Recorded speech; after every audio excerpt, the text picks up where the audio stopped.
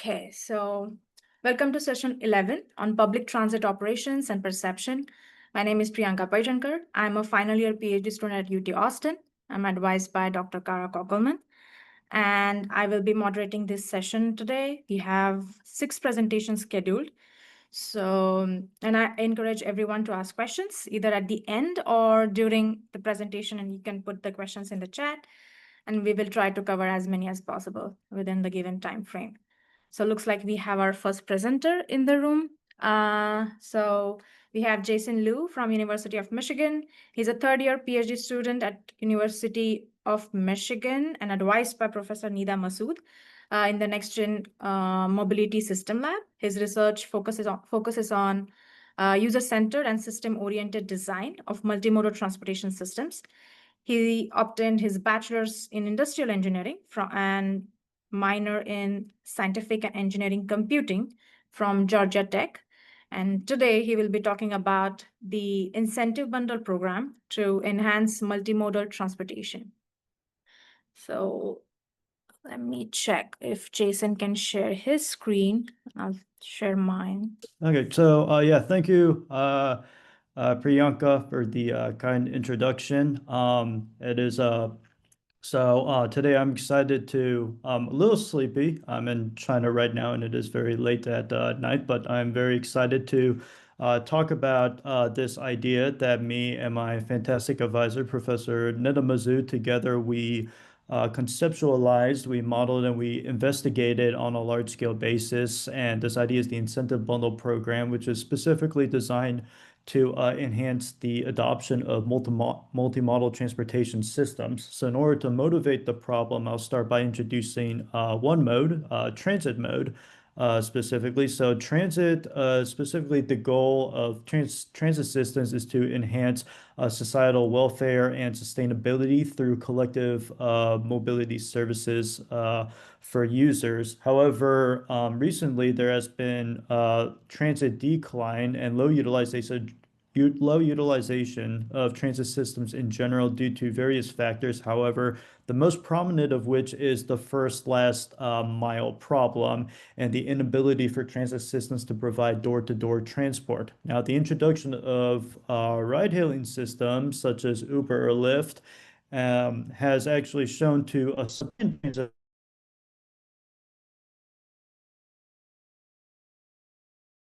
hailing could cooperate efficiency and thus raise congestion in the overall network. So the question is, how can we really balance the trade-offs between the societal sustainability of transit and then personal conveniences of ride-hailing services?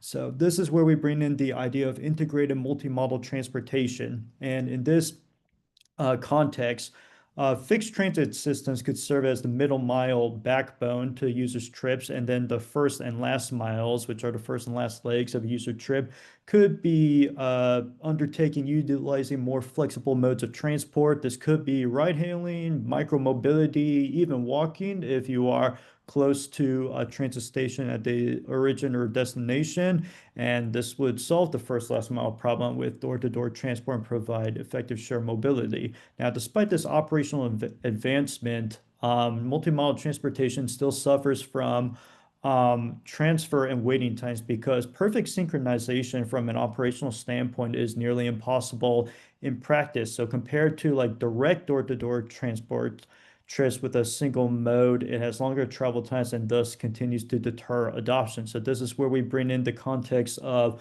designing user dynamics and behavioral adjustments through incentives. Now, the question is, how do we allocate and distribute incentives to users to adopt multimodal transport solutions? And this is where we introduced the incentive bundle program. And this program is, specifically distributes subsidies to users that are bundled across multimodal transportation options. So you must take a multimodal transport trip in order to receive a subsidy.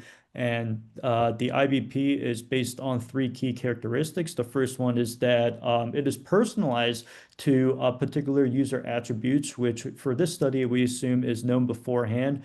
It is integrated, so it promotes true multimodalism by tying the subsidies together to a multimodal trip.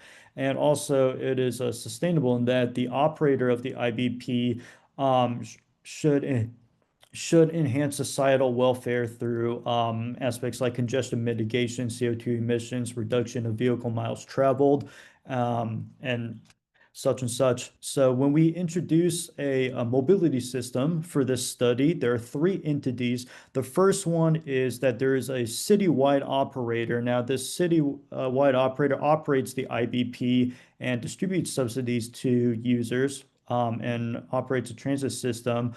We have a ride-hailing operator, which could either provide direct services to users or provide multimodal first or last mile trips in conjunction with the citywide operator. And then users have to undertake trips, and we assume are individually rational, such that they take options of least cost or disutility in order to undertake their trip. Now, there are two options for users in terms of request options. So the first one is a ride-hailing service through a direct ride-hailing operator. Now, in this option, users would make a direct trip from their origin to destination, which we assume is the outside option because it is not a multimodal trip, or they could request a multimodal bundled service through the citywide operator. Now, what this multimodal bundle service is a multimodal trip. There are four options. You can walk the first mile, you can walk the last mile, and then take a rail transit for the middle miles.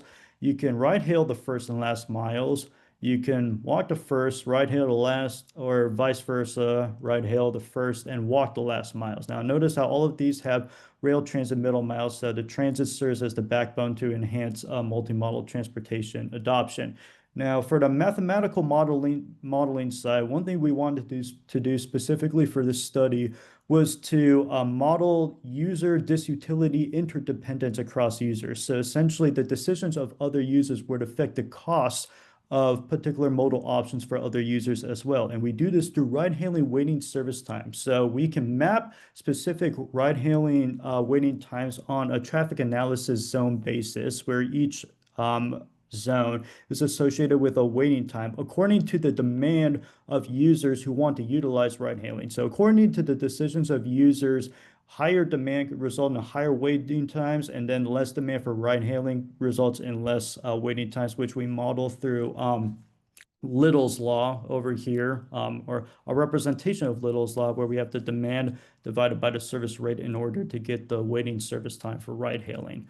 Now each user's origin or destination can be mapped to a specific traffic analysis zone, and then we could get the waiting time associated for any outside option or bundle option likewise with that. For a particular option cost for any particular mode, we assume that walking is universal. There's a fixed transit fare as follows with a lot of transit agencies, and then we assume that there are fixed distance and time costs associated for any particular user to engage in ride hailing, and the bundle options and the outside option are calculated according to the modes as well. So afterwards, we can obtain user disutilities for the outside option or the bundle options as a combination of time and fare costs. Now, for any particular option, there are many paths or routes that a user could take to get from the origin to destination. We assume that users are individually rational even within the particular option, and will take the path of least deterministic disutility. So that is time and fare costs. So we exclude the ride-hailing cost because that is dependent on the decisions of others. And from that, we have the fixed route for any particular option. Now, before we get into the model, we have pre-modeling constraints, which are first and last mile walking tolerances. Now, these walking tolerances essentially exclude applicable bundles if the walking time is going to be too long to undertake. Now, we modeled the IBP as a mixed integer linear program design where the objective, as follows with the sustainability goal of the IBP, is to minimize vehicle miles traveled. We specifically also avoid subsidizing less costly bundles compared to the outside option. Users have to take one modal option in order to complete their trip. There are subsidies and budget limits that are set accordingly. To model individual rationality, we assume that that users will select the modal option of least disutility, and then we also define our decision variables for the program. Now, this problem is intractable for large-scale instances, particularly due to the presence of many binary variables that could make the problem highly combinatorial. So in order to make it more tractable for a large-scale design, we introduce a Bender's decomposition-based method. So this method will partition the model into two parts: a master problem with complicating variables and constraints, and also disaggregate subproblems, which could be disaggregate for each user with non-complicating variables and non-complicating constraints. Now, this is an iterative procedure that cycles between the two, where we solve the master problem. We take the solutions that are parameterized into the subproblems. The subproblems use duality theory to generate Bender's cuts in order to create an outer approximation of the feasible region to feed into the master problem.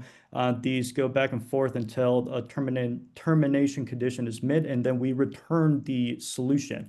So the master problem is modeled as follows. Namely, we incorporate in disaggregate optimality and feasibility cuts. And then we also have, in place of the actual budget constraint, we now have a proxy budget constraint approximation, which I'll discuss more in detail in just a minute. We also have a subproblem where we aim to minimize subsidy distribution. We have the non-complicating constraints and parameterized complicating variables, and also the non-complicating variables are also defined. This is disaggregated for each user. Now, I'll return to the proxy budget constraint approximation. So the budget constraint takes into account the subsidy distribution aggregated across all users. So it cannot be disaggregated to each particular subproblem. And likewise, the subsidy distribution is a non-complicating variable that has to be in the subproblem. So instead of using the actual budget constraint, what we can do is we can approximate at each iteration the amount of subsidy that is required for a user to take a modal option. And that is what takes place in part for this budget constraint right over here, which gets updated iteratively. Now, Bender's decomposition, especially as you get to near convergence of the optimal solution, will start to converge really slowly. So what we can do is we can terminate near convergence and we solve a heuristic model. So in this heuristic model, we parameterize disutilities, and specifically we fix waiting times by each particular zone with the solutions of the master problem at the termination iteration. And then from that, we can parameterize the disutilities if the waiting times for all users are parameterized likewise. Then we solve what is called the post-solve model, very identical to the original mixed integer linear program, except we have parameterized disutilities. There's a significantly smaller variable set, and this model becomes very tractable to solve. So for this case study that we have over here, we will use the NYC taxi data set for trips. We also pre-process the data accordingly, and then we use a portion of the MTA timetable for our transit system in NYC. We conduct scenarios from small to large scale, and we use 3,600 riders as the base ridership scenario.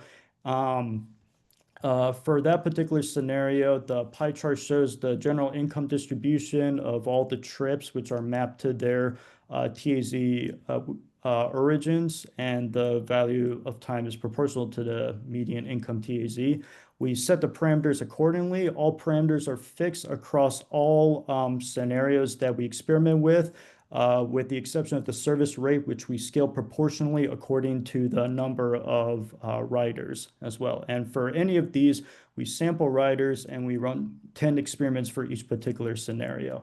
So for the performance analysis, I'll go quickly in the interest of time, but what I did want to show is that the runtime scales very well for the IBP benders, while the benchmark, which is directly solving the original model with a commercial solver, scales very poorly, especially when you get the large scale instances. You get a very high optimality gap, you reach the runtime limit, and you even, at some cases, get cannot even produce an incumbent solution. So no solution is produced whatsoever. The Bender's model demonstrates very strong solution quality in comparison with the benchmark as well. We can see that VMT savings as you increase the number of users, VMT savings also increase, which shows the ability for the program to distribute subsidies effectively.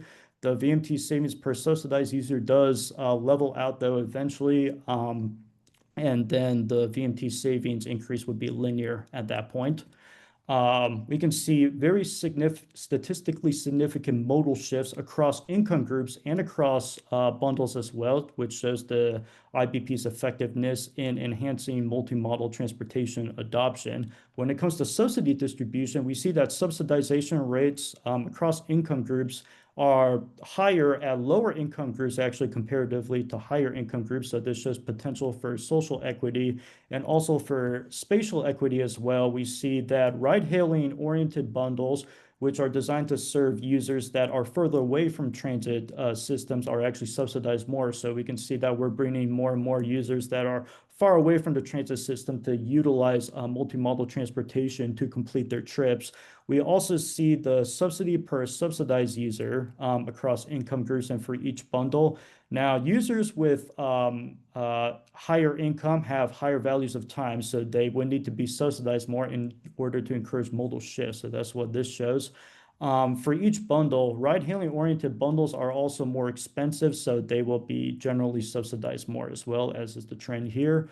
We can see that from a spatial oriented perspective, the income is largely centered in South Manhattan as well as the population map, but we can see that the subsidies are actually more distributed evenly across the map, which shows further potential for social equity as well. And then also for budget sensitivity analysis, we test different budget levels on the base scenario. We can see that VMT does decrease as you increase the budget. However, the marginal impact of VMT does decrease because you give subsidies to bundles that have less marginal impact on VMT. We can see that the subsidy per subsidized user also increases for all income groups as well, but it's particularly higher for high income groups. And then also across bundles as well, you begin to subsidize bundles that are more costly too as well. So those are the conclusions that are set within the study in terms of a results standpoint. We can see that the IBP does give subsidies that induce a significant modal shift towards transportation. Our solution methodology gives strong solution quality and demonstrates effective scalability.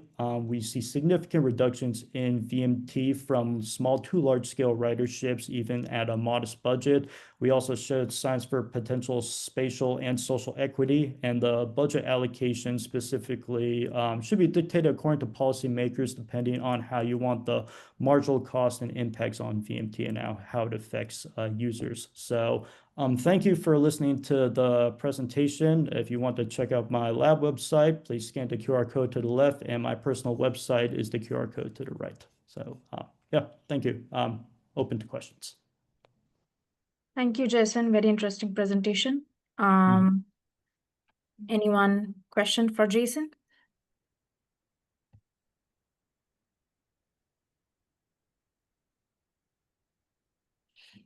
Well, I had just one question for Jason. I saw you assume same VOTT for in-vehicle travel time in ride-hailing and also for the wait time. Am I right? Yeah. So the waiting time actually differs for any particular user depending on the decisions for other users. The in-vehicle travel time does remain fixed across the network for ride-hailing. We assume we get at a relatively congested state. I see. Okay.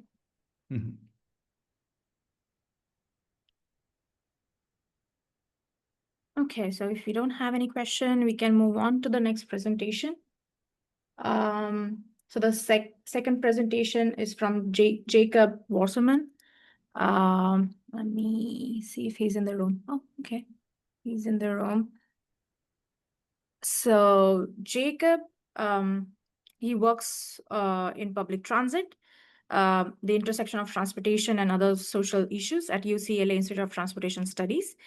He has a background in transportation equity, finance, and demand management. He also serves as a lead scholar in ITS Public Transit Research Program. Before that, he worked for cities of Los Angeles, San Francisco, and New Haven at BART director Latifa Siman.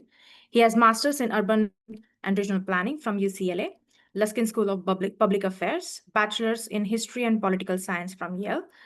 And today he will be presenting on issues and future for frontline transit workforce in California. So, Thanks, Priyanka. You can hear me all right? yes, I can. Great. So I will be talking about the other side of transit, the workforce, but I think it has a lot of relations to the other issues that are in this session. And so this research was done with Ali Paget and Keenan Doe, two amazing researchers, students at UCLA. So here's what transit looks like today. These headlines are a little dated, but you still see them around the world. There have been massive cuts to service and delays in the restoration of service after the pandemic, but not because the demand isn't there, and not even because the money isn't there. In the US, there have been a lot of federal support from the three stimulus bills. It's that there aren't the bodies, there aren't the people there to make transit run. And so you can see some headlines from California of planned service restorations that have been delayed because of lack of people to drive the buses. Or even if something planned isn't restored, you still have ad hoc cancellations. So you have people waiting on the street whose bus doesn't show up because there isn't a driver. And so our research was to sort of figure out why this is. This was worse in 2022. It's eased since, but you still see these problems. And as I'll discuss, these problems date back decades. It is not a new phenomenon, though it's been exacerbated. So the first place we looked was obviously wages. You don't have to be super familiar with California transit agencies, though if you are, there's some interesting stuff here. But the broad strokes of this is that operator wages vary immensely. Transit operators, as they like to be called, is a little confusing because they can also refer to the transit agency. But bus drivers, train drivers usually prefer to go by operators because they do more than just drive. They're taking care of the passengers, making sure everybody is safe, making sure everybody pays their fare. And here you can see that there's a huge variation. Some of these are people who only worked part of the year, but even so, both within agencies and then between agencies. In what you earn as a bus operator and a train operator. And then this is a really revealing slide because you can see some regional differences in California, where Southern California, where I am in LA, has lower wages and higher wages in the Bay Area. Some of that is due to cost of living differences, but the difference is greater than that. But the biggest takeaway is just how flat these wages have been. So when you adjust for inflation, so this is all in 2022 dollars, these lines are basically flat with some bumps. But bus operators have not gotten a substantive wage in over raise in over a decade, and that is a huge contributor to the problem.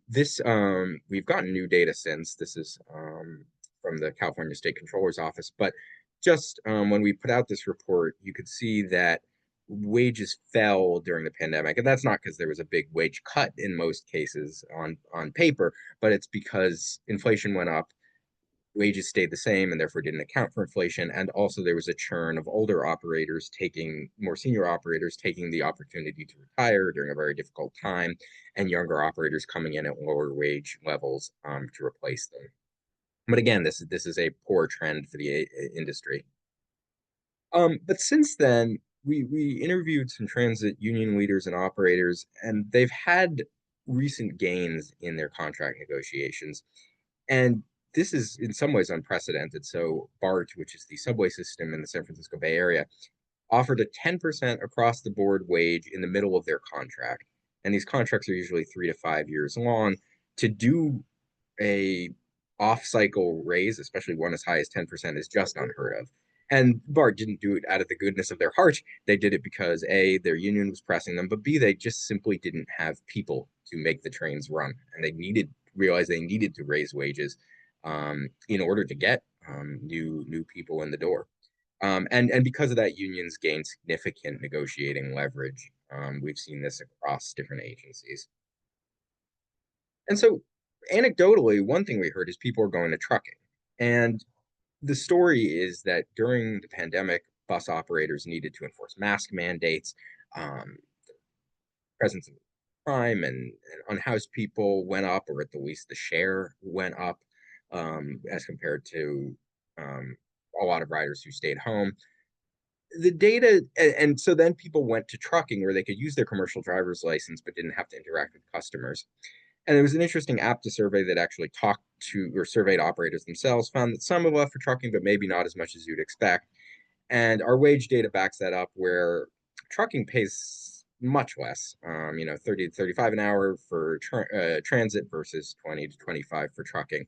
That said, the fact that people are leaving for trucking, which is also largely not unionized, often you're an independent contractor, really does point to how difficult the environment is in transit. And so then we turn to working conditions.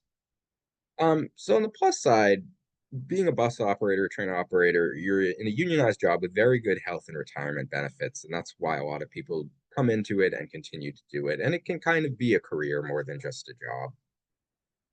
So not to minimize that, but we mostly focused in our interviews with bus operators on issues that they encountered. One is slow seniority progression. When you come in, you start at the lowest wage, and it can often take 5 to 10 years to progress to the top wage. And when you're new, it's the same as almost you're an Uber driver. You don't know what your schedule is going to be like until the night before. You get the very last pick, or sometimes you don't get routes at all. Sometimes you get routes that are going to take much more time than you thought they would, so you have to cancel social engagements. And in California, at least, there's a two-tiered pension system where operators who were employed as of around 2015 don't have to pay into their pension, and they get to calculate overtime toward the benefits that they'll eventually get. There was a reform passed by the state, and newer operators don't enjoy that more beneficial pension system. In California, obviously, housing costs are very high. We had stories of people driving for an hour and a half just to take the bus, ironically, or to drive the bus, ironically. The schedules are bad, and there's something called a split shift where, because transit is concentrated at the peak hours, you might work 4 hours on in the morning, have 4 hours off where you're not paid, or maybe you're paid for like a half-hour break. And you're free to, run errands, go to the gym, but you can't really go home. And then you're 4 hours on again in the afternoon. And that's, a 12, 13-hour span where you're only paid for 8. Security and discipline concerns, huge issue. Harassment against bus operators in particular has increased.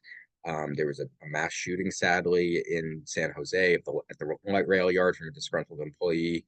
And among operators themselves, often discipline is strict, and you can be fired or otherwise disciplined over minor offenses. Initial hiring is difficult. Some agencies will help you get your commercial driver's license, which is, more intense than a normal driver's license, but some won't. The process takes time. You have to be drug tested. You have to pass various tests, other tests and screenings. And so it can take 6 months or more.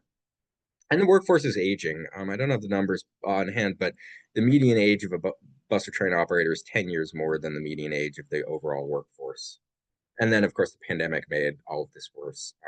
They're essential workers. They worked during the pandemic, but suffered health consequences as a result.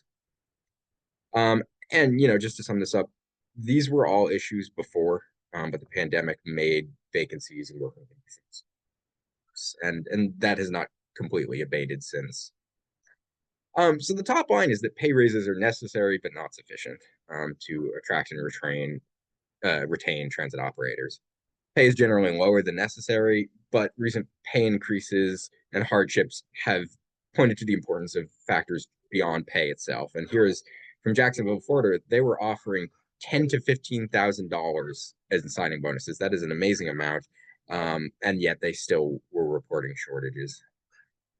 So to wrap up here, some reforms that we found from our quantitative and qualitative analysis: reducing hiring hurdles, having all-in-one hiring days where you can get your paperwork that same day, take the test on site.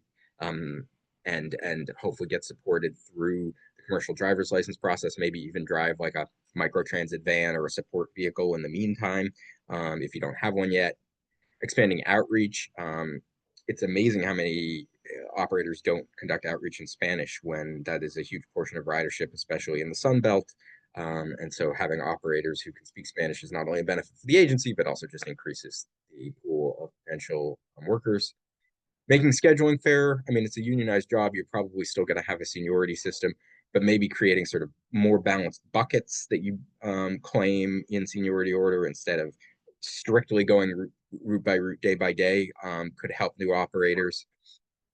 Making facilities better. Often operators have very poor bathroom access. They're holding, they have to, use a 7-Eleven or a convenience store, something like that.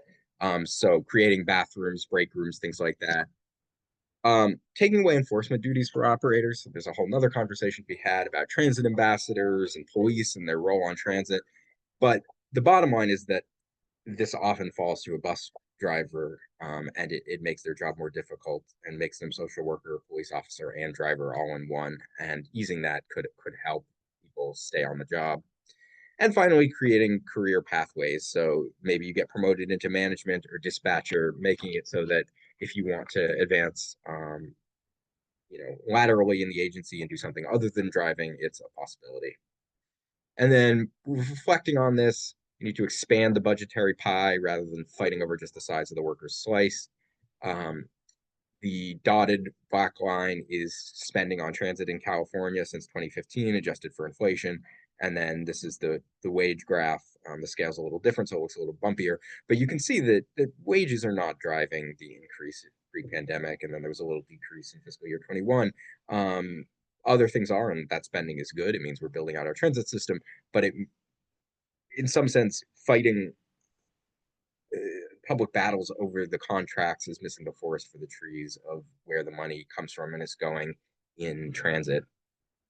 Automation is coming for buses, and trains especially. It's already present in some countries. And so coming up with roles for operators, maybe they become sort of pilots, like on an airplane, which is mostly automated, but then when you need them most, you want a human.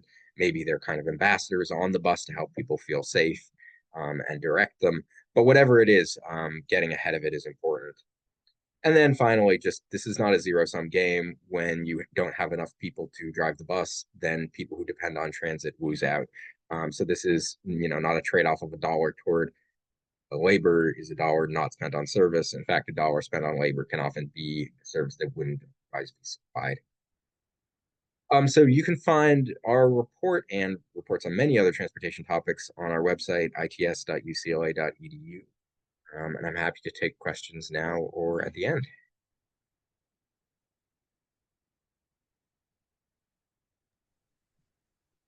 Thanks, Jacob. Any questions from audience?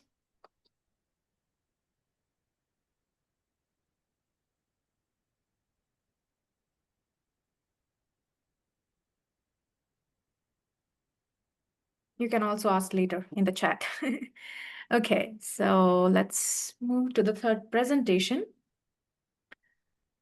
So our third presenter is Janine Da Silva, who is PhD candidate at University of Campinas, Sao Paulo, Brazil. And she's also a member of Transportation Environmental Lab, Trauma.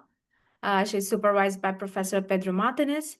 She will be presenting on assessment of public transport in Campinas metropolitan region using spatial regression models.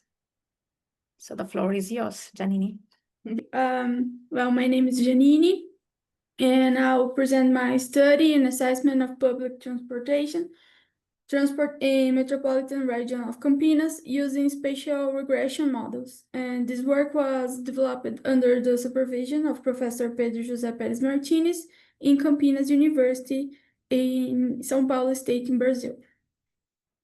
So to contextualize the research problem, many cities in development countries face severe mobility challenges due to insufficient planning. The rapid growth in private vehicle ownership outpaces infrastructure development, while public transport systems remain inadequate. This results in traffic congestion increased emissions, accidents, health issues, and a reduced quality of life.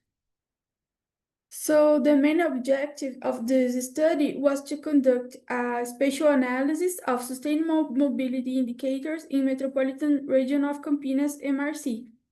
We structured our approach around the three goals: to define a set of urban mobility indicators adapted to the regional context, conduct a descriptive and spatial analysis of these indicators, and estimate a spatial econometric model to explain public trips based on contextual variables. This modeling efforts allows us to identify key explanatory variables and better understand the spatial dynamics and to support planning strategies. We conducted a systematic review of 19 studies and identified over 300 indicators. From these, we selected 6 indicators categorized into 3 sustainable dimensions: environmental, social, and economic. So the MRC consists of 20 cities, covering an area of 3,700 square kilometers, with an estimated population of 3.2 million people.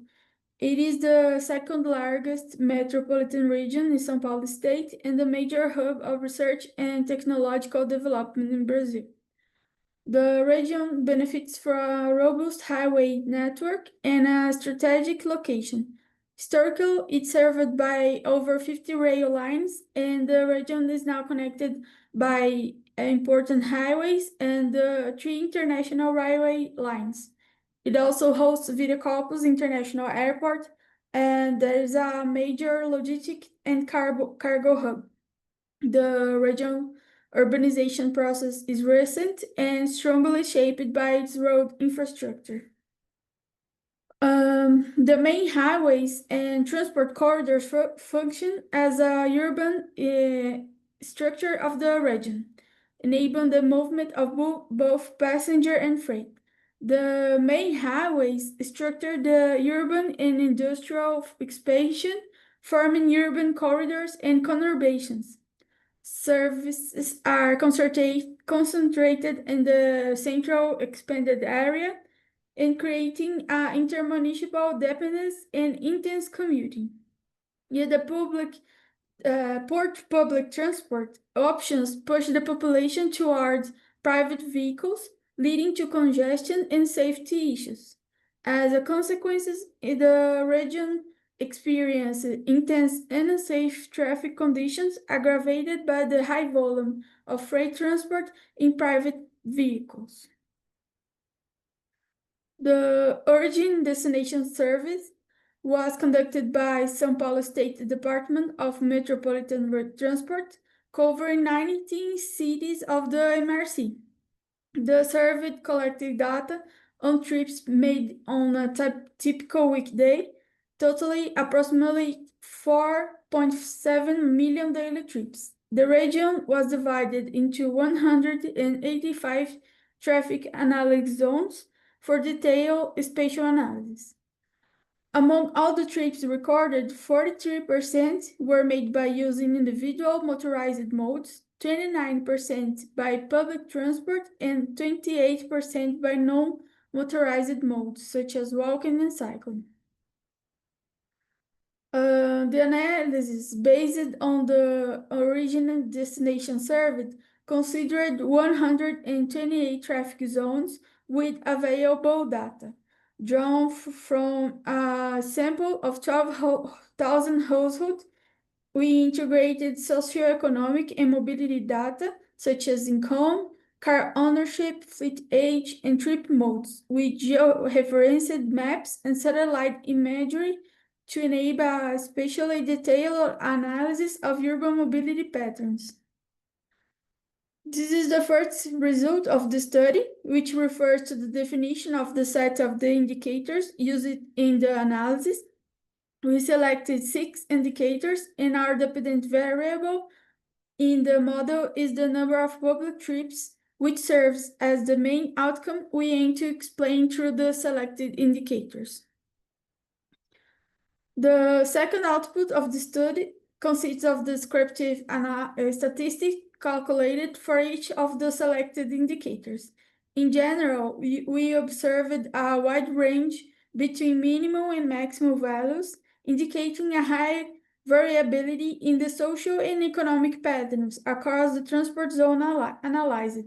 Among all indicators, three stood out from their strong variation: average age of the vehicle fleet, average income, and population density.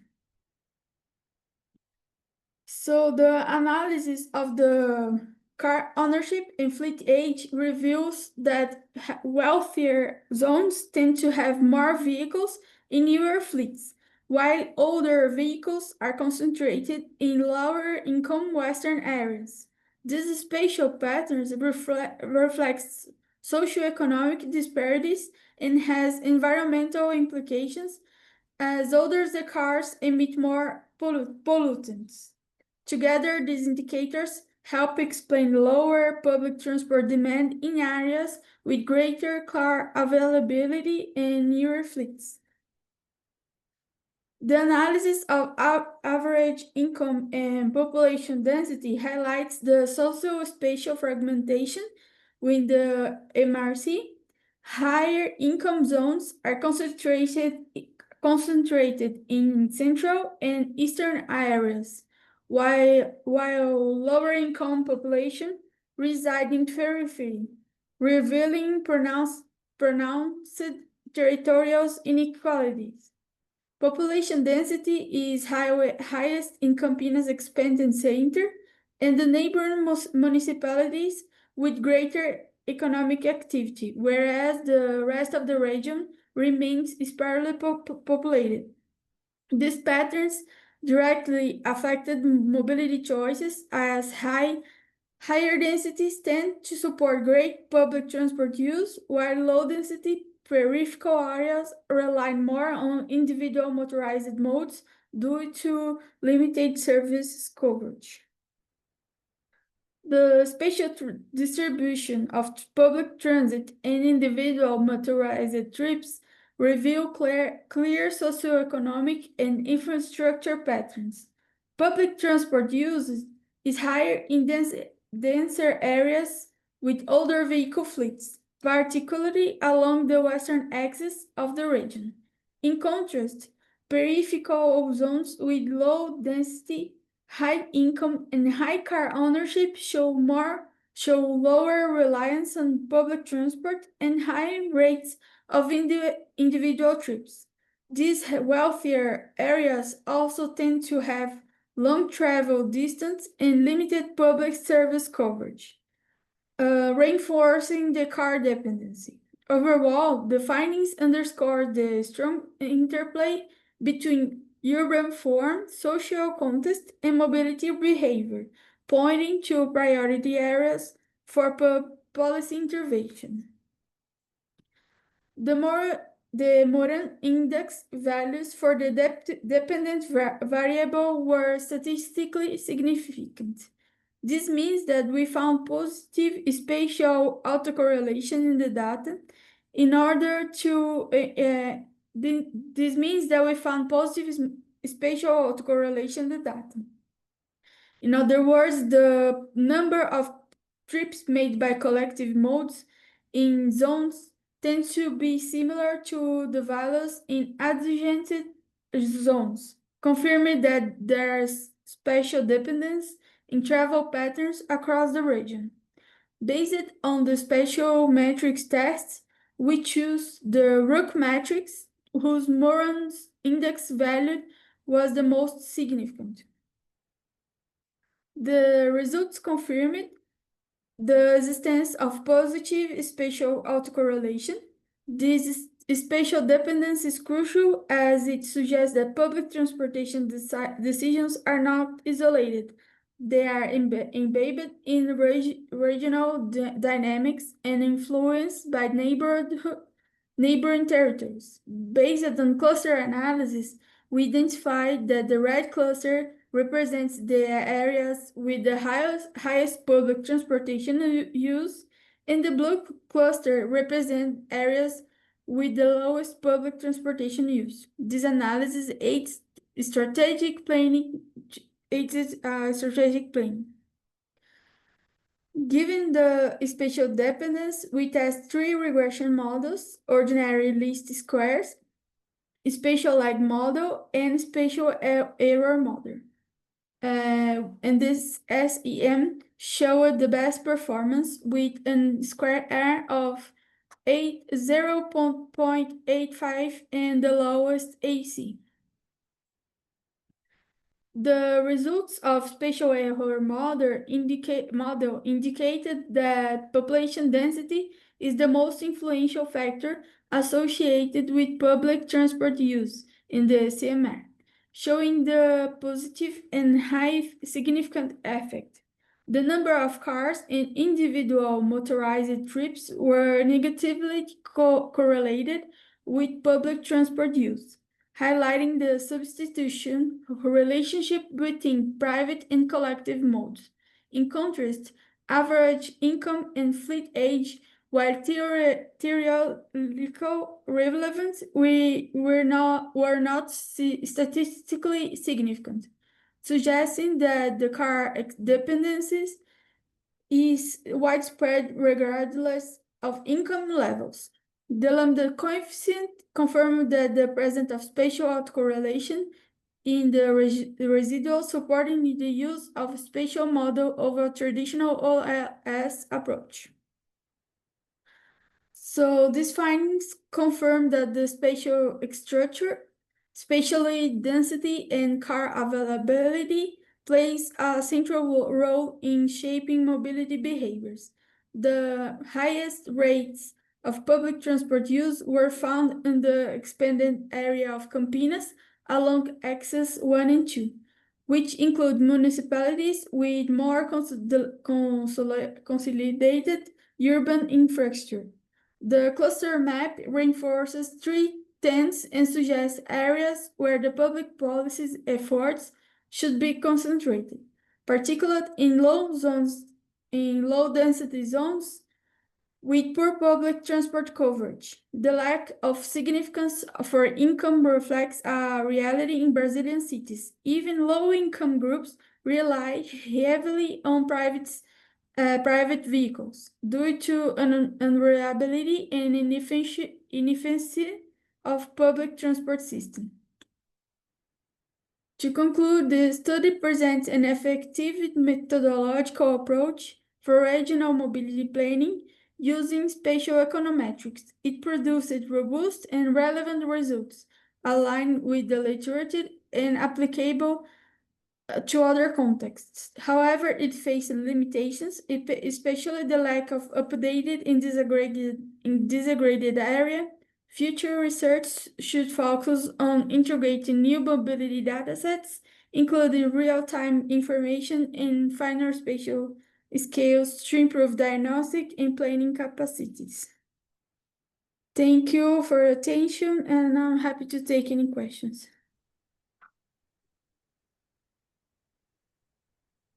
Thank you, Janini. We do have one question. So the question is from Luke. He's asking, does the survey include data about parking cost in the destination TAZ, especially for work, long duration parking? Is it required? Sorry, I don't think I understand. Oh, can you see the chat? Yes.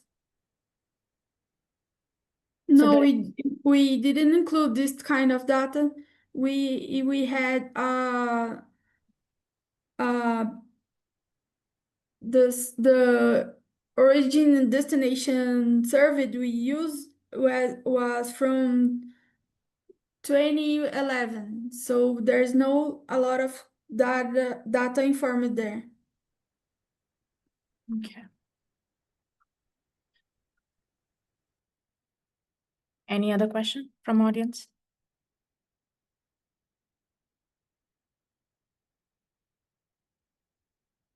Okay, not, we can go ahead. For our fourth presenter, Negin Shariat, PhD candidate from University of California at UC Irvine, will be presenting on evaluating the viability and benefits of partnering with TNCs for low-demand transit. Hello everyone, I'm Negin Shariat, and today I'm presenting our research on evaluating the viability and benefits of partnering with TNCs for low-demand transit. I'm first gonna talk about our motivation, and then I will present the methodology and preliminary results, and then I will conclude this presentation and present some further studies. Imagine you've done your late night shift in downtown, or you just had a late night dinner, and you are using a bus to go to your home, maybe in suburb or somewhere farther from the downtown. When you're sitting in the bus, you might feel like many passengers in the beginning, but as you go further from downtown, you might see less and less passengers getting on board or off board. And in some segments, you might even see there are like less than 5 passengers in the bus. This can cause some unproductivity for transit agencies, and they might think about some solutions to solve this problem. They might think about just shortening the route, like in general, or for that time of the day, or just change the schedule so it's not operating late and just the last bus leaves earlier. And this can limit you. If you have a personal vehicle, you might think about switching mode to use your vehicle to do your job, to commute to work. And if you don't have any vehicles or ability to acquire one, you face a serious problem, and this can lead to some equity issue for a group of people. So this is a trade-off for transit agencies to maintain the service quality or reducing the operation costs. In this presentation, we are suggesting to use TNC vehicles, transportation network companies' vehicles like Uber or Lyft, as a substitution for bus in those low productive segments only. The purpose of this study is to fill this critical research gap in using TNCs for low demand areas and off-peak hours. We propose a practical perspective. We quantify the factors that can affect this substitution, and we propose some compensation structures for TNCs that can be used in the contracts. This is an illustration, just an example of a route. We assume that this left side is a high demand side of the route, bus route, and the right side is the low demand side of the bus route, the low demand end of the bus route. We can try different situation if the low demand is in the middle or anywhere of the route. But for this presentation, we are just focusing on the low demand at the one end of the bus route. So for example, we assume that the left side is downtown and like the right side is suburb. We choose a pair of stops as truncation point, which means that the bus will operate just before this truncation point, and it will be our new first and last stop of the route, and all the other bus stops which become inactive and truncated from the route in that time of the day will receiving the ride from TNCs. TNCs come and give them a pre-requested share ride to the new first bus stops, and they can just disappear in the system or they can be reused in the other direction. And theoretically, we can choose any pair of bus stops to be our truncation point. Of course, we want them to be close to each other so the bus is not running empty. But any pair of bus stops are close together that can be chosen as the truncation point. But again, we need to consider some physical attributes because the bus now needs to go to the other direction. So an intersection or parking lot that the bus can change direction, do a turnaround is better. And then the bus just pick up the passengers who are dropped off in the first bus stop and operates normally. In the other direction, the TNCs also give service to the passengers from the new last stop to the home locations.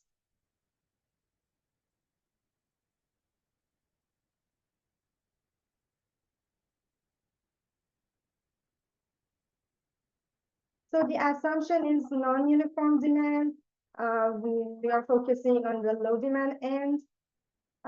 We talked about the physical attributes of the truncation point. We consider there are unlimited dedicated vehicles, so all the rides are fulfilled. We consider shared ride and pre-requested rides, and we don't get any additional fee other than the bus fare from the passengers, and we consider no wait time for that. It's pre-requested. So they're informed about arrival of the TNC. The solution approach is that first we select the routes. We can be informed by the transit agency if some of their routes are not operating well, or we can just randomly select or basically try on all the routes of the transit on the network. On that route, we select different pair of the truncation points that have that physical attribute. So not all of them are suitable. We select any number and we call them candidates. So they're good candidates to be our truncation points. Then based on the ridership of the transit agency for that route, which includes boarding or alighting at each bus stop, and then walking time around that bus stop, we can generate locations of origin and destinations for passengers. This is for our study. In the real operation, we know exactly their origin or destination because it's a door-to-door service. At least TNC drivers know. And then with that information, we will solve a pickup and delivery problem with time window constraints to optimize the cost of TNCs, and we compare the cost of TNCs and the cost of the bus if we would operate them in those segments.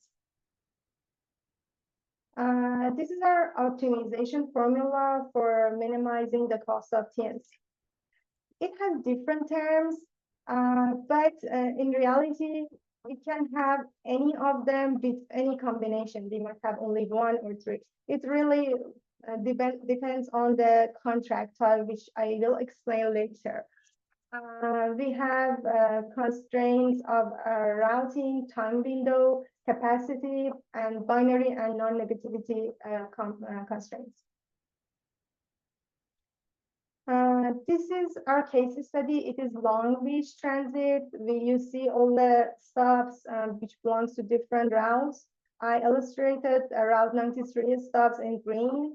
According to Long Beach, this area left corner, the down corner is downtown, and they know that that end of the routes are doing good. They're hiding.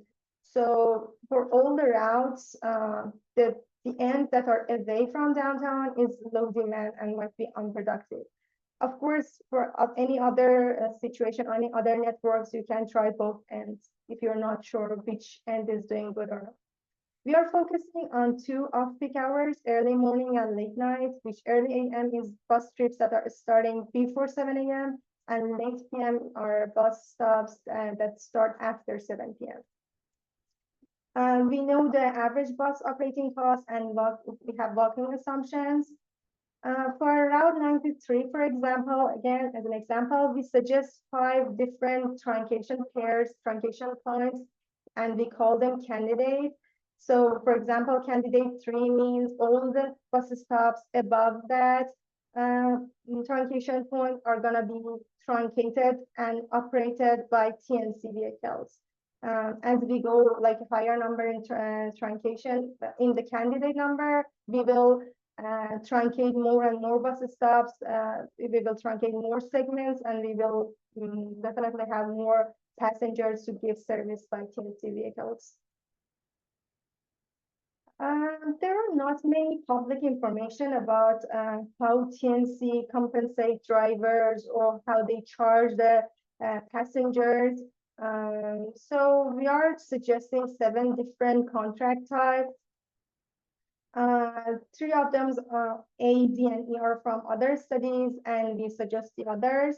Each of these columns are related to one term of the optimization. So if you are focusing, for example, on contract B, we only have the first two terms. We are either paying by hour to the driver, or like by operating minutes or operating mile or number of passengers, and we can have contracts with combination of them. For all these contracts, we made sure that we are fulfilling the minimum wage plus the gas price plus the maintenance cost to the drivers for California in that year.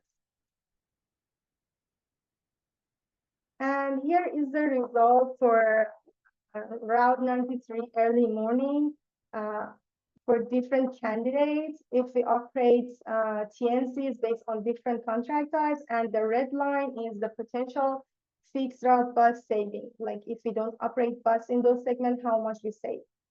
As you see, most of the contracts lead to lower cost than the bus.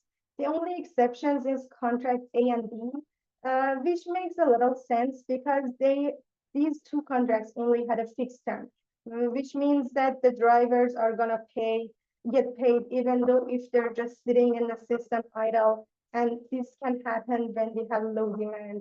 So we suggest that, especially in low demand area, if it's possible, transit agencies don't use the fixed payment to the drivers and use the other contract types. I'm just gonna zoom into the other contracts. Among these contract types, we use contract E from now on. First of all, it has the same trend almost as the others. Second, it's paid by the time and distance, which makes sense. And the third is like the highest paid, so it's a little like a worst case scenario somehow. So yeah, from now on, any presented results is using this contract type. And then there will be a share of the TNC itself. So the company get another share on top of the drivers. We don't know exactly the percentage. It could be different through the time or through the different locations. We are presenting different percentage possible. And you see that for Route 93 AM contract E, around 65% is the percentage that the cost would be higher than the bus and can be not beneficial to do that contract. For the rest of this study, we are using 40% share on top of the driver compensation for the TNCs, and we think that's a generous share and reasonable to assume. We used 90 different data points. We had 10 routes. We tried 10 different routes, early morning, late night, and 5 different candidates for each to get these data points and to compare the bus cost, TNC cost, and total saving with different factors and see how they can impact the total saving. This is a good vision to the transit agencies to see if their network is suitable for this substitution or not. We know that these are all for the Long Beach, and other pattern type or transit network type can have different effect, but this is a good start. We tried number of inactive stops, number of passengers, inactive stops per mile, passenger per mile, passenger per stop, maximum load, average load, and total passenger mile. And I'm just talking about just some interesting ones. For example, if you have less than 2.38 passengers per mile, probably your route is a good candidate for the substitution.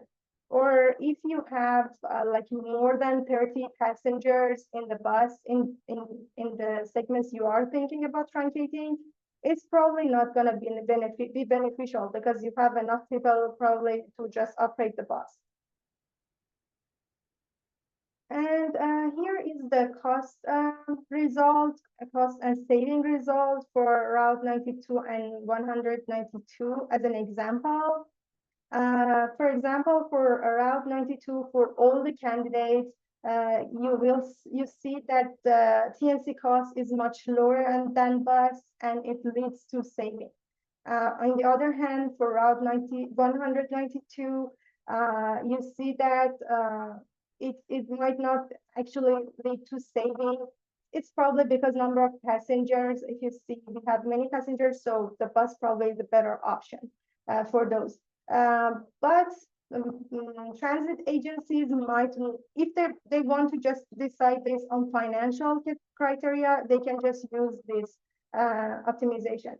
But they can also look at the disutility, because even though for Route 192, the cost of TNC is more than the bus, it improves the utility very much, so it reduces the disutility.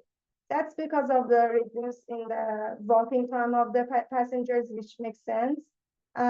So this trade-off between the cost and its utility is something for the transit agencies to decide based on the scope of their project, or the goal, if it's just to reduce the cost, or just to, or if also is to improve the passengers' experience. For the conclusion, we presented the formulation for TNC, fleet sizing, routing, and cost evaluation. We suggested contractual terms between transit agencies and TNC, and how to select a viable route and segments for bus substitution by TNCs. We showed correlation between different metrics and total TNC saving. For example, if a passenger per stop is more than 1.2, or passenger per mile is more than 3.56, or inactive stops per mile is more than 7, probably TNC is not a good option as a substitution. And we also showed the cost and utility for different candidates of example routes and how they can be evaluated. For further study, we suggest to formulate the problem as dynamic model, like when it happens live, because now it's pre-requested. We suggest that we can include additional stakeholders like policymakers or environmental organization. Now that the bus are not operating in those segments, we should think about how we can use that bus time or driver's time and a vehicle in some other routes. Maybe we can consider small passenger fare because their service is improved. And now that the utility is improved, we might have a secondary demand, which we can study that.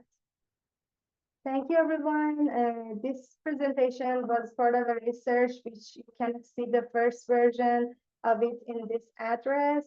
And you can contact me through my email if you have further questions. Thank you.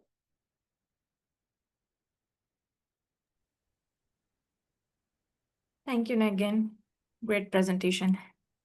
Any questions for Nagin from audience? Oh, we do have one in chat. This is there minimum?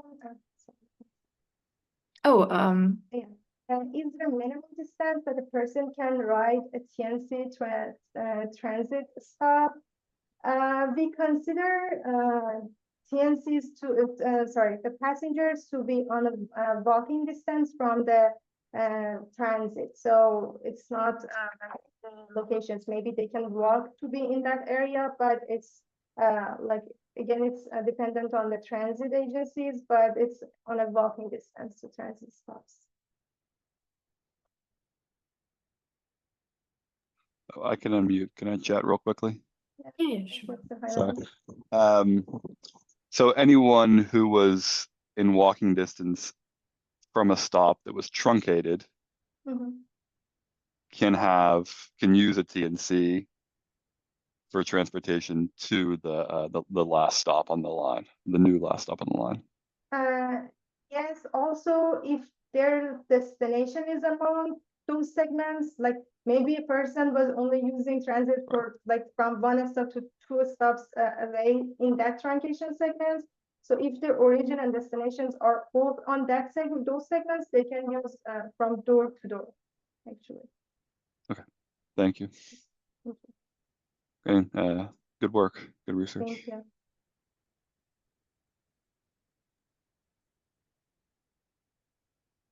Any other question?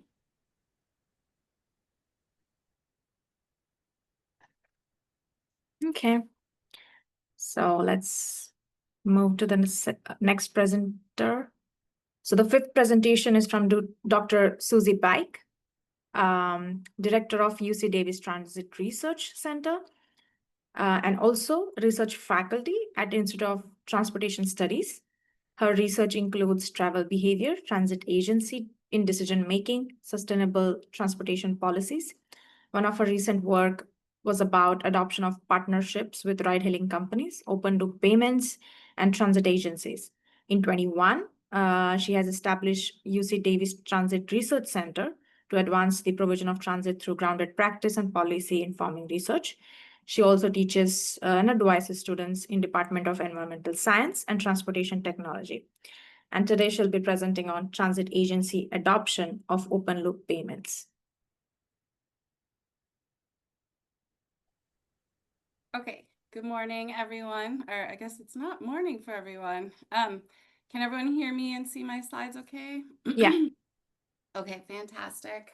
Thank you so much, Priyanka, for moderating this session and for the wonderful introduction. I will be talking today about a recent study that we conducted here in California related to the adoption of open loop payments in public transit and among public transit agencies. So I'll introduce, let me just also first acknowledge my co-collaborators on the project. Juan Matute is a researcher here in California at UCLA, and Jean-Daniel Safores is a professor at University of California in Irvine. And they helped conduct this project. We really collaborated. And let's see. So I'm going to first introduce the research questions, and then I'm going to come back to defining what we're talking about in terms of open loop payments. So the two kind of overarching questions that we have are, how is implementation of open loop payments impacted by the available resources and the internal motivation at the agency level? So we could think about resources in terms of kind of technological know-how, as well as kind of financial resources. And then the internal motivation really is related to how much an agency wants to move towards open loop payments. And these concepts certainly could apply to other kinds of technology adoption or innovations at a transit agency level. And then we also kind of considered this question about innovativeness and how much an agency maybe implements lots of new technologies or various kind of innovations for themselves, and whether that's something that contributes to their adoption of open loop payments specifically. So next, I'll define what we're talking about when we're thinking of open loop versus closed loop payments in transit. This is just a little bit of kind of a stylized schematic here to kind of describe the process that a traveler goes through when they're thinking about, when they're boarding transit, right, to go to some location. So we start, we have our payment tools available to us. And then in a closed loop system, we have to take those payment tools that we carry with us, whether it's our credit card or cash, or it could be our mobile wallet. We have to translate that in some way into a fair payment media that is recognized by the transit agency. And so that could be a number of different things for a particular agency. It could be that the agency just allows one particular thing, like a tap card or something, but we have to take that payment media and translate it into the agency's specific media. And so that could be setting up an account, loading funds, purchasing tickets, and then we have to have the specific media ready at the time that we board, and then validate that media in order to take our trip.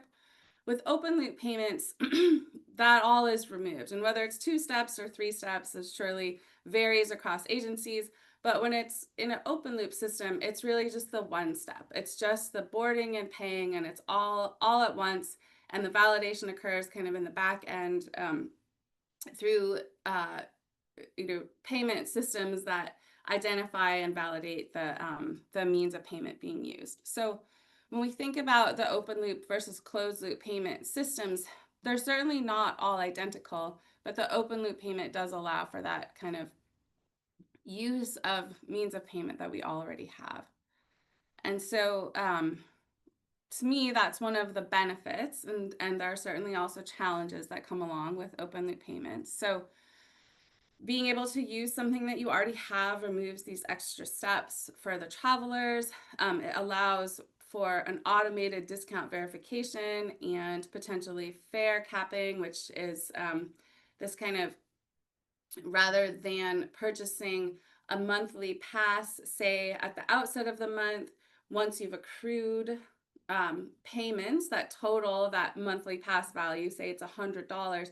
If you travel regularly, but you can't put up the upfront cost of that monthly pass, if you accrue the cost of it over the month, then you wouldn't pay anymore. And so this fare capping allows lower income individuals to kind of reap some of those same benefits that we see. So these are all some of the possible positive outcomes for travelers. For the agency, it's potentially more efficient, and removing cash and cash handling from the system has, additional benefits. I know Jacob talked a little bit about driver safety in his talk earlier, and so not having cash on board the vehicle can be a benefit also for the vehicle operators themselves. But certainly there are challenges when it comes to implementing open loop payments in public transit. It requires a lot of new equipment, right, on all of the vehicles, or at, fare gates if it's, kind of a gated system. The costs associated with that, the back-end technologies, and then a lot of times vehicle location information, or at least more communication between the vehicles and some centralized payment processing that's happening, hopefully while the vehicles are en route, which isn't always possible for every agency. I'll talk about an example of that at the end if we have time. And then establishing new relationships with vendors, getting contracts up, managing the system, and all of these new technologies. So when you're an agency considering the adoption of open loop payments, we certainly can imagine that there are a lot of different trade-offs that are being considered, and that there are kind of agency level factors like the things I talked about, right? Having the resources and having the motivation both potentially play a role in whether an agency wants to move forward with adopting open loop payments, kind of given these various elements. So in our study, we tried to think about that with this kind of theoretical approach where we think about the resources in terms of an agency's capacity. And so an agency could have a higher capacity, a higher ability to implement open loop payments, and we relate that to things like having a staff that's available to implement the different elements and to manage the system. Having fewer barriers, right? That's sort of a negative, right? But having fewer things that stand in the way of implementing, whether it's not having other priorities, or whether it's not requiring hiring new staff or things like that. And then we also relate capacity to having staff that are knowledgeable about the different elements. There are some things around open loop payments that don't differ substantially from many of the existing systems, but there are some things that are fairly new and fairly different. And so having staff that's knowledgeable matters and relates to this concept of capacity. And then when we think about motivation, we also think about that as the interest. So how much desire does the agency have to implement open loop payments? And so we think about that in terms of 2 components. So how much support they have from different groups that are associated with the agency. And in our survey, we asked about 10 different potential groups that are affiliated with the agency. And so we broke that down into things like current passengers and potential passengers, transit agency board members, vehicle operators. So all of these different groups that are affiliated with the agency, and whether our survey respondent viewed them as supportive, or to the degree they are supportive of the implementation of open loop payments. And then similarly, not having other competing priorities would suggest that the agency maybe has a higher interest. So we asked specifically in our survey, compared to open loop payments, are these other things higher priorities? Things like, some agencies still are in the process of implementing GTFS, the Global Transit Feed Specification. Some are considering things along the lines that other presenters have talked about, like partnerships with ride hailing. And so we asked about other priorities that the agency might have to kind of get a sense of how high up on that list is open loop payments as a component of this concept of having high interest or high motivation to pursue open loop payments. I know I've talked a little bit about this survey, so just to touch on who participated and what the survey was about. We contacted 420 individuals throughout California transit agencies in the fall of 2023, and then in the early part of the year in 2024. We got a total of 68 responses, so a pretty decent sample size for the study, with an overall response rate of 16%. And then we had contacted about 195 agencies, and actually 57 of them were represented in the sample. So we had a little bit higher response rate if you consider the agency as the respondent. And our participants, they didn't vary a lot in terms of modes of service. We had bus represented almost, by almost everyone in the sample, and paratransit, of course. Surprisingly, a number of our agencies had ferry service. Actually, I think that number is wrong. I think the ferry is the two. These numbers got switched, but so flexible non-paratransit is what we saw a higher percentage of. I apologize for that error. But at any rate, the agencies were fairly similar in terms of the modes operated, but more variation in terms of some other characteristics like fleet size. So we asked how many vehicles are in operation, and a lot of our agencies, and this is true kind of in California, we have a handful of, these standout large agencies that people are fairly familiar with, but then we also have lots and lots of small agencies across the state, like hundreds of them. So it's not surprising that many of our respondents are represented by these kind of smaller fleet sizes and smaller agencies. And we also asked about what kind of area they serve.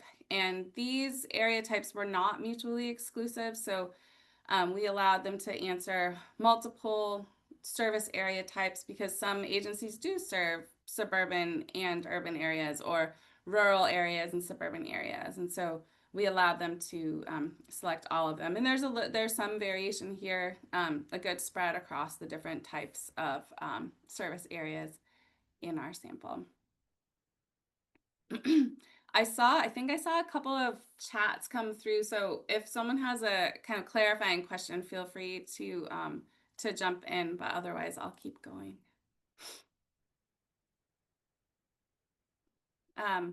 So then, what we were interested in really is, given these different characteristics, and then given the questions which I'll come to next about the capacity and the interest, where are these agencies kind of in the process of open loop payments implementation? And so our survey asked about that, and we had, these 5 different options. So no, it has not been considered. We have considered it, but decided against it, which was quite a small portion of the sample.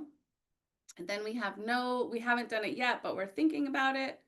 And then we had yes, we're in the process of implementing, or yes, we have already implemented. And it's, kind of a nice result that we got a good spread across the different the different options in terms of where the agencies were at in terms of implementation. And then we'll kind of come to, how we think about that in terms of the variables that I was talking about with the capacity and interest. The other thing that we did also ask about in the survey is whether they had implemented other technologies, right? I talked about how we could maybe think of agencies sort of having an interest in being innovative, or that we may characterize them as more innovative or less innovative. And so these were some other possible initiatives or technologies or innovations that agencies could implement. So of course, global transit feed specification, not every agency has implemented that at this point. And so that's one thing where we think that's like a good technology, a good indicator of sort of the ability to adopt new technology and the interest in doing so. Integrated payment with other mobilities such as bike share, having onboard Wi-Fi, real-time vehicle location information. So a lot more of our agencies having that implemented, and then kind of on-demand service and mobile ticketing. So these different sorts of innovations that agencies may have implemented. And we took account of how many of these had been implemented. So sort of the base is a lot of the agencies had one or two of them, and then a handful of them had, many of them, like 4 or 5 of them implemented. And so there's some variation there in terms of what technologies had been implemented. All right, so then coming back to these concepts of capacity and interest, we asked questions in these, I know there are 5 bullets here, or 5 points here, but there are 6 categories that we looked at. Barriers to implementing open loop payments, how high of a priority is open loop, and this one's kind of flipped. Having more priorities gives an agency a higher score in this priority question. The time availability of staff and the knowledge of staff. So that's where there's 2 separate questions. The support from the different groups, and then kind of the innovation opportunities. So we asked about whether the board or whether agency leadership is supportive of innovation and provides resources for innovation and for learning among the staff at the agency. So slightly different than how many innovative practices the agency has implemented. This innovation kind of opportunity is sort of like a culture or a support for innovation within the agency, not reflective of what they have done, but sort of reflective of the environment. All right, so let's look at how capacity and interest ultimately relate to this open loop payments implementation. So I know there's a lot going on here, so I'll draw our attention to a few key things. First, we can see that I'll note the yellow bars are the agencies that have not considered or have decided against implementing open loop. It's helpful to kind of see the 2 groups, right? Those that are kind of moving towards it and those that have decided against it or haven't considered it. And so we can see that for the agencies who have decided against it in particular, as well as the ones who haven't considered it, they've got other priorities. And we don't know, I don't know right off the top of my head what those other priorities are, but we have some of that information because we can look at which things they reported were higher priorities. But at any rate, open loop payment is just not at the top of the list. Whereas for the agencies that are considering or have implemented, the number of competing priorities is lower.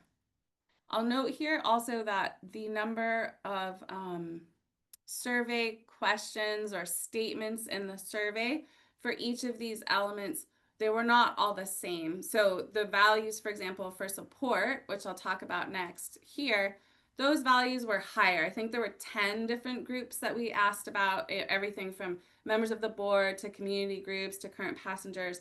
Whereas for priorities, I think there were only 6 or 7. So the absolute values of these numbers they don't mean anything kind of compared to each other necessarily.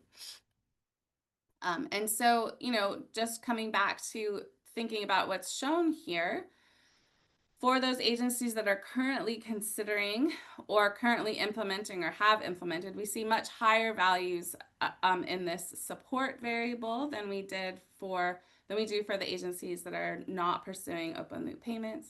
And then also, if we look at the knowledge, this one interestingly kind of has a little bit of a smoother gradation in the chart, but certainly the higher values of knowledge expected among the agencies that are currently considering or implementing open loop payments than the others.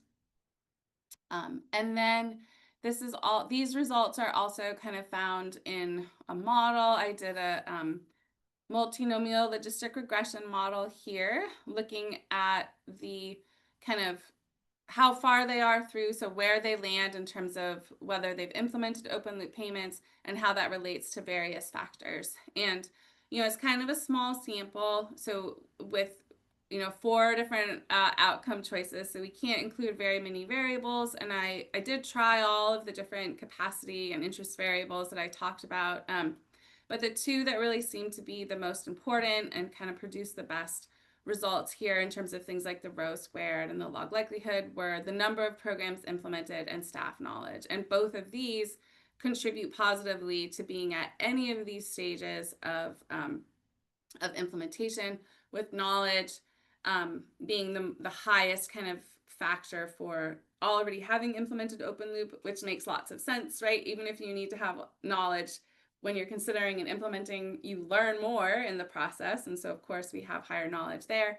And then interestingly, though, this kind of innovativeness had a little bit higher value for the currently implementing agencies. So something interesting going on there. I know I'm kind of running out of time here, so I'm going to just touch on kind of this is my discussion conclusion slide, which really is about this program in California that we have, the California Integrated Travel Project, that is an entity within the state Department of Transportation, Caltrans, that aims to support agencies in the implementation of open loop payments, as well as other technologies. You can see at the bottom that they do things like guide GTFS and other technology standards. So they're really kind of helping agencies to implement these things that we maybe as scholars in transportation and around transit see as beneficial to agencies and beneficial to the public. And then they provide all these other kinds of support, like state level agreements with vendors, so that each individual small agency doesn't have to kind of go back to the drawing board to create contracts and agreements. The state has this kind of menu of vendors that agencies can partner with. And then, other support like market research and providing technological expertise. And so I like to cite this effort, the California Integrated Travel Project, just as an example of a state level program that's really doing a lot to work with transit agencies to help make the process easier, not just for open loop payments, but for other things as well. And really the California model and Cal ITP have provided resources across the US at this point. So they're really kind of leading the way in terms of supporting agencies in their adoption of technologies. This study is part of kind of an ongoing line of research. So I have some links here. I can stick them in the chat if anyone would like, just some other studies that I've done recently. And then thank you to all of you for being here today, and then to my collaborators and student assistants and transit agency contacts who've helped support the project. All right, thank you, everyone. Thank you, Dr. Pike. We do have one question from Luke. He's asking, what is the relation between GTFS and open loop payments? Yeah, so there's kind of depends a little bit on the agency, but GTFS, of course, right, is the Global Transit Feed Specification. And so this is basically a data format that transit agencies can provide their routes and scheduling information, which, originally was the Google Transit Feed Specification, because it allows it, and it's a format that is kind of universally used and allows the information to be fed into things like Google Maps or other kinds of navigation platforms. And so it doesn't necessarily have a direct link to open loop payments, but I like to talk about it as another technology that agencies could implement. And so when we think about their sort of capacity and interest in pursuing technologies, it's another one that they might implement. And then sort of depending on if they've implemented like GTFS real-time information, then we start to see a little bit more of a link, because in order to do some aspects of open loop payments processing, having that real-time information and the real-time vehicle location information can help a lot with the facilitation of the actual payment processing. Because you need to know where a person is tapping on and tapping off of a vehicle, for example.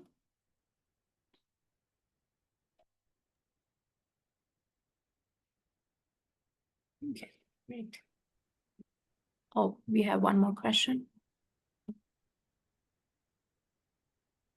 So we have a question from Brendan. Would you think that building capacity is the key to encourage innovation and open loop deployment? That is an important role for state DOTs. Yeah, thanks, Brendan. I think, well, that's why, part of why I like to talk about Cal ITP, because I think that some of the work that they're doing sort of provides capacity that agencies can kind of tap into, so that not every small agency has to kind of have someone in their staff develop a lot of knowledge around something like open loop payments or around other kinds of technologies. If there are these kinds of entities that are providing that support, then maybe that's part of the solution too. That kind of like capacity could be stretched by building those resources into state DOTs or into, you know, it could be MPOs or something like that, that would provide that.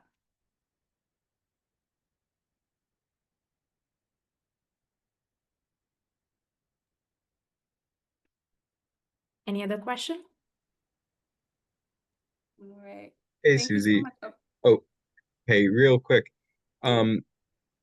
What's your take on like the companies behind the smart card software? Cubic is the one that I know of being a large reason why this hasn't been adopted more widely. You know, I don't have a good answer to that. I don't know a ton about all of the companies that are involved. I've been very focused on kind of the agency side. So unfortunately, I don't have a good answer. Maybe someone else in the group does. I don't know.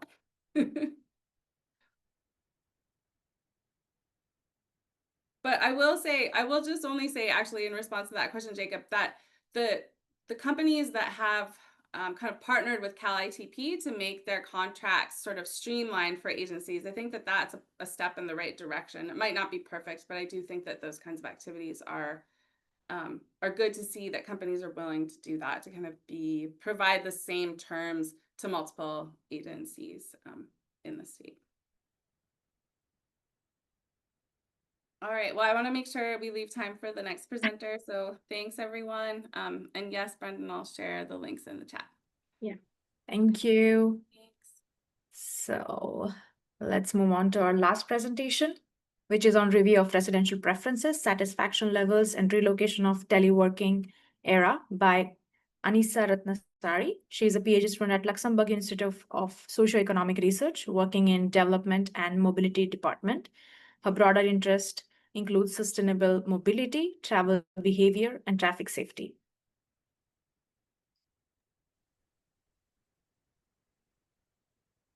Hi. Hello, good afternoon, everyone. So my name is Anisa, and thank you for Priyanka to introducing about me. I'm a new PhD student. I'm now in the first year of my PhD at Luxembourg Institute of Socioeconomic Research and also University of Luxembourg. So today I want to present about our earlier result about our project in teleworking, and it's about literature review with the title of Rethinking Home. So in this session, we will explore about how teleworking in reshaping not only how people work, but also what they prioritize, how they feel about these changes, and also where they want to live. So now let's take a look at some news from the world. The first one is from Delano.lu that revealed the flexibility, especially the option to telework. It's not now in the second most important criteria after salary. So many of the workers now, it's no longer a benefit, but it's an expectation. And then the second one is from Bloomberg. They asked about, will Americans ever lose their taste for telework? So probably the answer is not, because even though teleworking will reduce travel to office, but in other way, there's a bit of non-work trip generation and relocation away from the city. So it means that there will be non-work trip generation increase. And then the last one is from US News. Remote work has radically changed the economics. So what does this mean? They said that the shift to work from office to home, it has a significant effect on real estate. So the housing price in outer city or in suburb is higher, but at the same time, the office price in urban area is decreasing. So should we consider this as a rebound effect?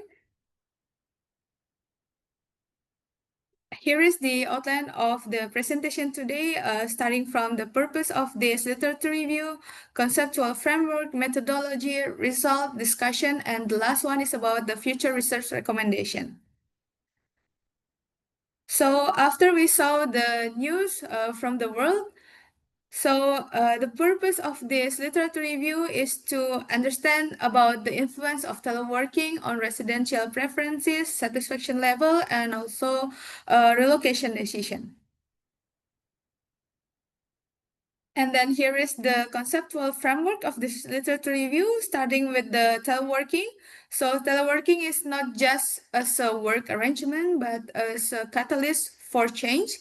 As we can see in the first arrow, show that by adopting this teleworking, it can reshape the daily routines of the workers and then change their preferences for their home.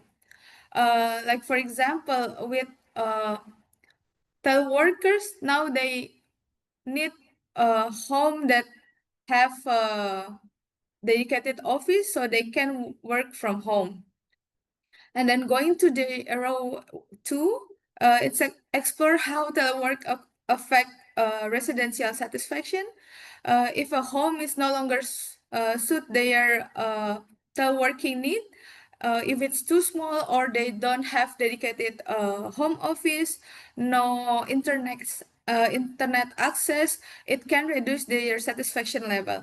And the last arrow, so with this change in their preferences and then satisfaction level, now it can also lead to their residential relocation decision.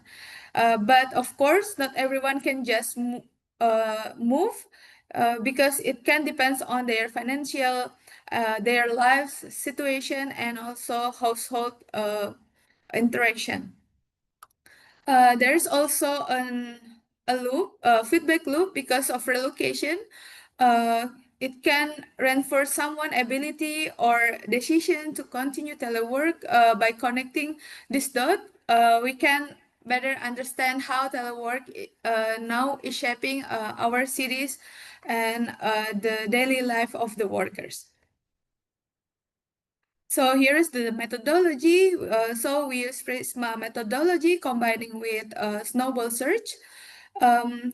So we start with Prisma methodology review across Scopus and Web of Science, and then we're looking for studies that related to teleworking influence on residential preferences, satisfaction level, and also relocation.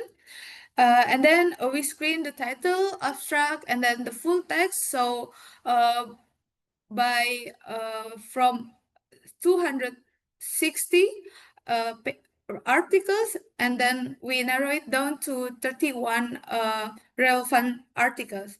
And from these 31 relevant articles, we continue for snowball search. We look backward at reference list, and then forward at citation chain to find any papers that might still relevant with our purpose. So this literature review end up with 39 articles.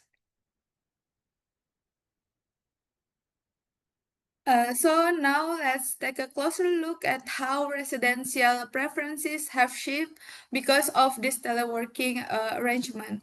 So in these residential preferences, we have 24 articles, which is relevant with preferences. And then based on this number, we group them into 3 subcategories.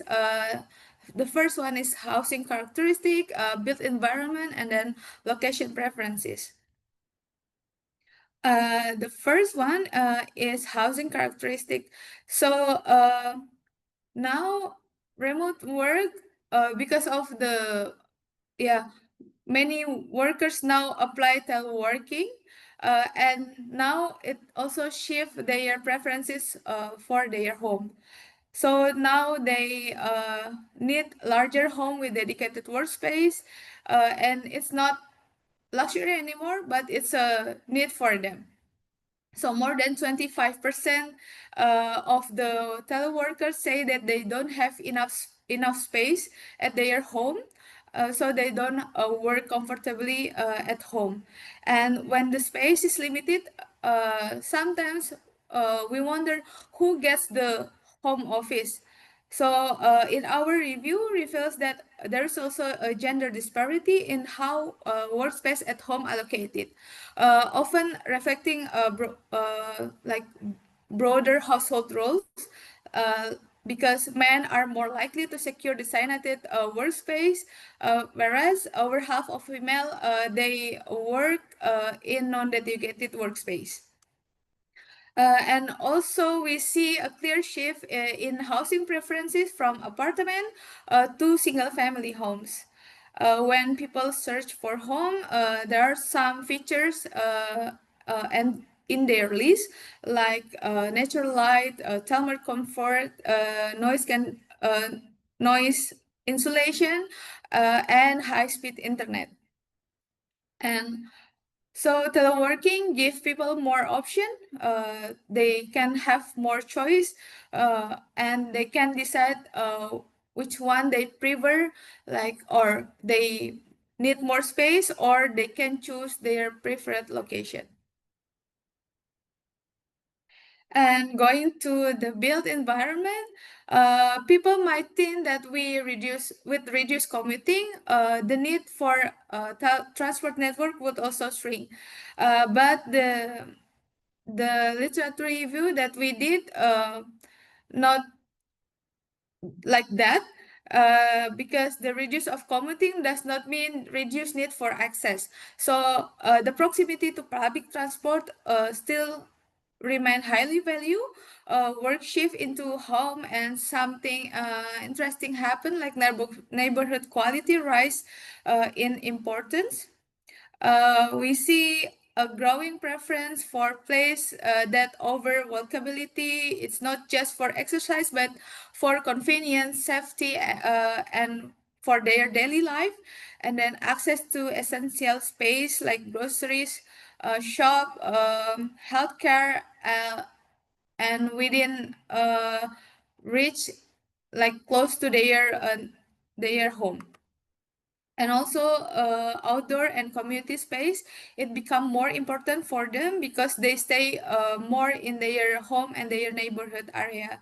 So as teleworking reshape where people spend most of their time, it's also reshape what people value in their surrounding. And then now in location preferences, so we have seen that the growing trend of suburbanization. So the shift of teleworking means that people have more flexibility to choose where they live and what they prefer. So they have an option to choose like a more affordable home where location they desire. And for many households, especially those with children, sometimes suburb offer room for them to grow. But some studies report a stable preference, like many of younger people, they prefer to stay in urban area for social life opportunity or shorter commutes. So this case, it's revealed that the complex landscape, there is no single ideal location, but rather a variety of preference shaped by individual and household circumstances. And so one of the most important dynamic is to choose between commute time or the quality of their home. And many people are willing to have longer commute in exchange for a better neighborhood quality or larger house. And we can see the role of household structure. There may be differences between single or in household. And then so now we go to the result in residential satisfaction change. First, telework can boost satisfaction because working from home means that they become more familiar with their home, with the surrounding area of the home, and they have less stressful with commuting. And when people feel more connected to their neighborhood, they are less likely to have intention to move to another location. And then housing characteristics also play a significant role, like detached or semi-detached house.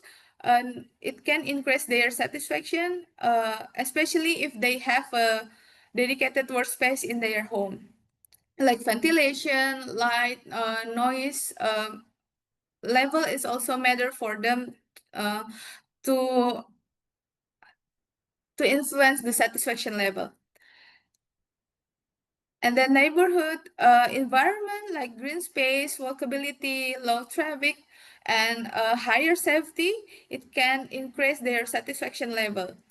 And then they prefer to live in outside the city or not in central area, even to suburb.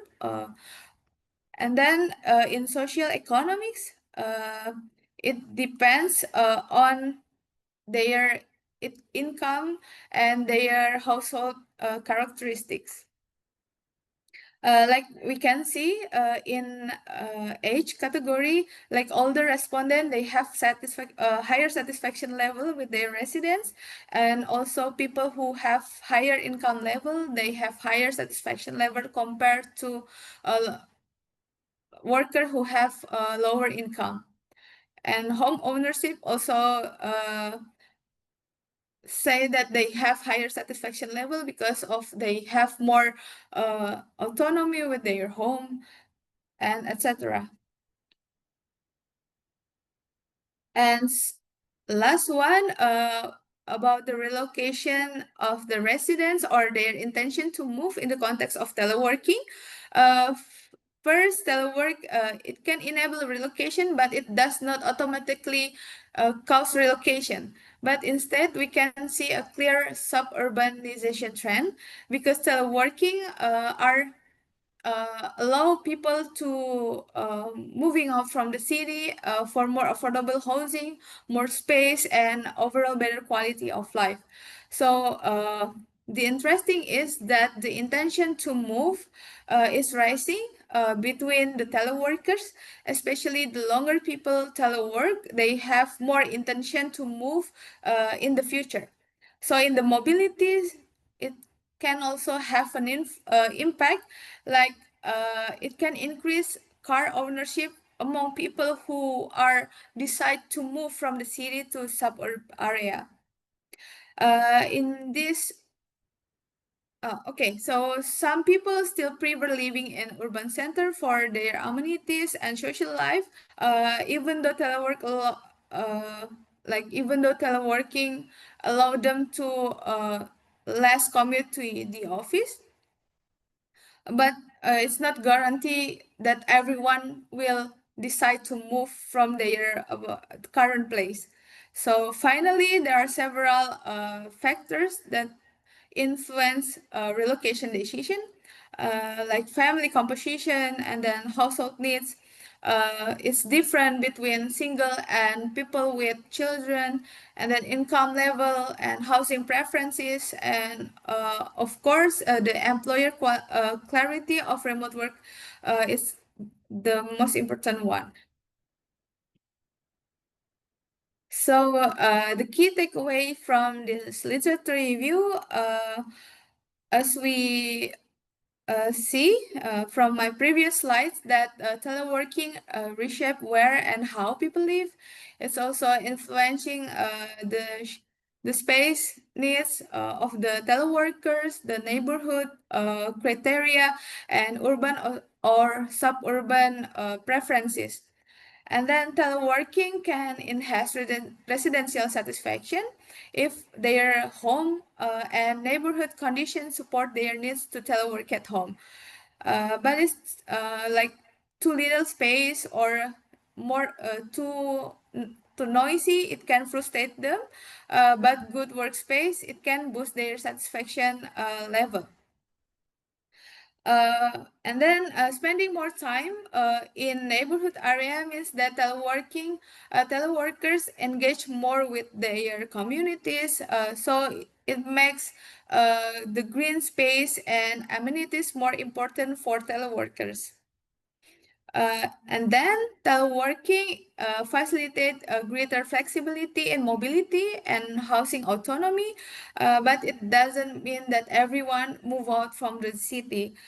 Some still choose to live in urban center for social life and closer to their workplace. So the clear remote work is essential for the employer the employee to decide where they live, and household dynamics it's also matters too for them, because family circumstances and their need is become like influencing them where they want to live, what they need for their home. So to sum up, teleworking is reshaping residential preferences and then changing satisfaction level, and also relocation decision, but in complex way, like financial, social, and policy factors all create a dynamic picture of where and how people want to live in this era of teleworking. So based on this literature review, we have 4 research recommendations. The first one, some studies already indicates that